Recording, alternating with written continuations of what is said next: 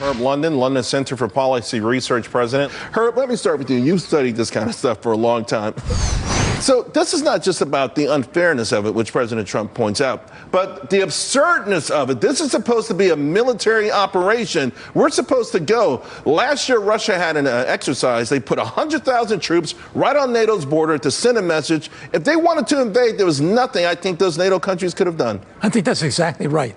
And in fact, what you're now seeing with Putin and his deliberations with Estonia and Lithuania is that he's engaged in Finlandization.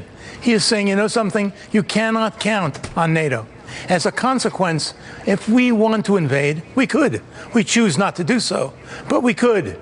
What Putin is really saying, in effect, is NATO is now a paper tiger, and he is largely responsible for making that happen. I mean, it's kind of foolish to suggest that if Germany were invaded, the United States would do nothing.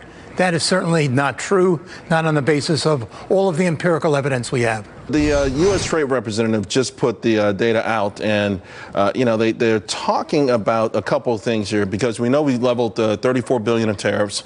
We had another $16 billion that were under review that were specifically targeted at Made in China in 2025. China has they've gone to defense mode. They put the propaganda machine to work in China itself, but they've got some serious issues here. And Herb, do you think that maybe this next salvo would be enough to at least get them to the negotiating table in a way that could move us toward perhaps some resolution on this? I think the key issue is intellectual property.